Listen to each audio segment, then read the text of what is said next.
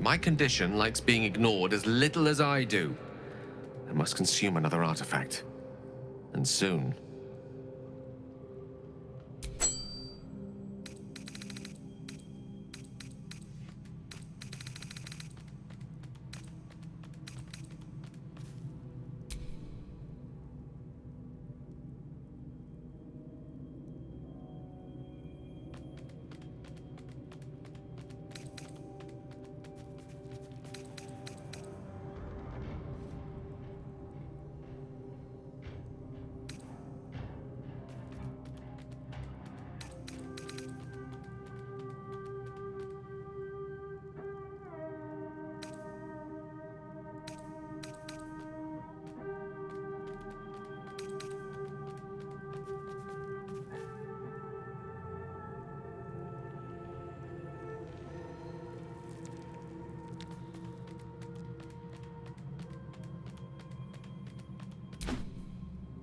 Thank you.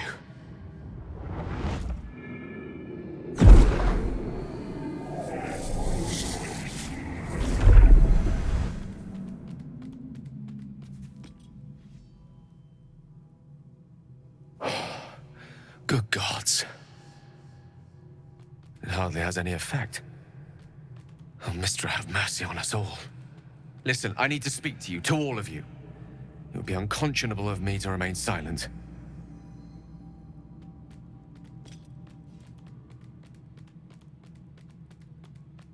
I might just be about to remedy that. You have to know who I was. You have to know who I really am.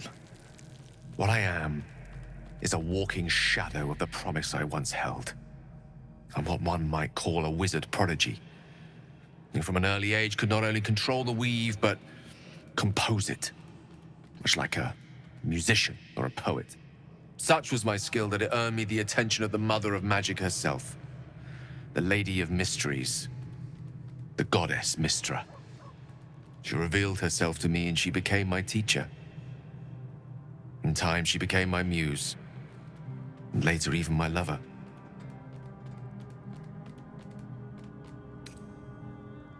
I am, after all, the villain of the tale. We enjoyed each other's company. Body, mind, and soul. But even so, I desired more. You see, no matter how powerful a wizard we mortals can become, we never scratch more than the surface of the weave. Mystra keeps us in check. There are boundaries she doesn't let us cross. Yet, every time I was with her, I stood on the precipice, gazing into the wonders that lay beyond. I sought to cross her boundaries.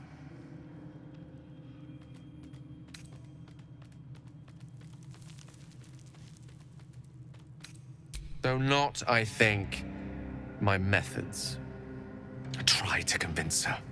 I pouted. I pleaded.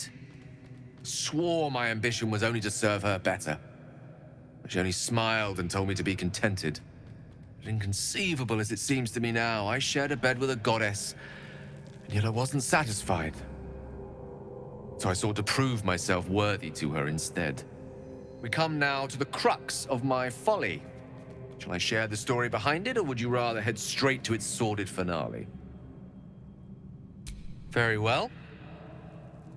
Here goes. Once upon a very long time ago, a mighty lord lived in a tower. A flying tower, to be precise. I'll save his history for another time, but the gist of it is that he sought to usurp the goddess of magic so that he could become a god himself. He almost managed, but not quite. And his entire empire, Netheril, came crashing down around him as he turned to stone. The magic that was unleashed that day was phenomenal. Roiling like the prime chaos that outdates creation. Even the weave itself could not withstand the onslaught. It fractured, then shattered, and all magic was lost to the mortal realms, until the day Mystra returned. She restored the weave, reuniting all its scattered shards. Or so I thought. Until, in the course of my studies, I learned of a book. A Netherese tome in which a piece of the fractured weave had been sealed beyond her reach. What if, I thought, what if, after all this time, I could return this lost part of herself to the goddess?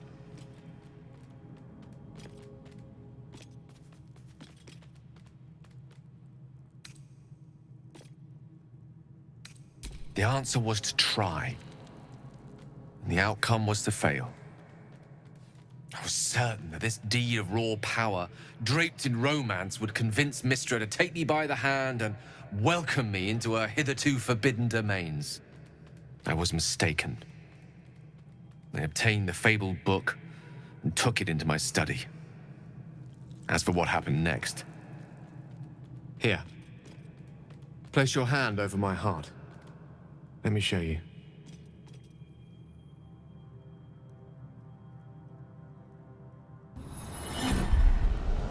You feel the tadpole quiver as you realize Gale is letting you into the dark. You see through Gale's eyes, staring down the corridors of a dread memory. A book bound and suddenly opened. Inside there are no pages, only a swirling mass of blackest weave that pounces. Its teeth, its claws, it's unstoppable as it digs through and becomes part of you. Gods, is it ever hungry?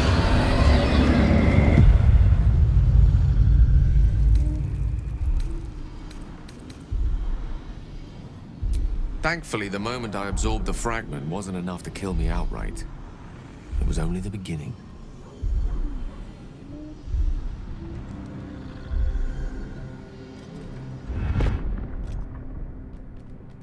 This Netherese blight, this orb, for lack of a better word, is balled up inside my chest. And it needs to be fed. As long as I absorb traces of the weave from potent enough sources, it remains quiet. Were it ever to fully destabilize, however, I will erupt. I don't know the exact magnitude of the eruption, but given my studies of Netherese magic, I'd say even a fragment as small as the one I carry, it'd level a city the size of Waterdeep.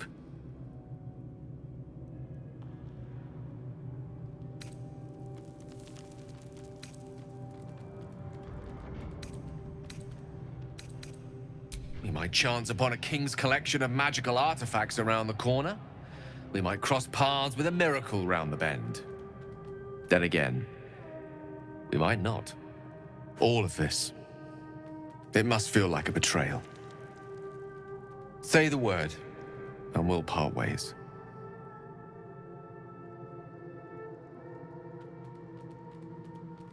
That is a great relief. Oh, a great relief indeed. You truly are a soul that steals my own. From all my new rallied heart, I thank you. I thank you all. I understand if you stand against me. I'm humbled if you stand with me. Either way, I will do my best not to let you down. I stand at a precipice, but if you do not give up hope, neither shall I. I'll fight. I'll resist as long as I can. Now, even I am tired of the sound of my own voice.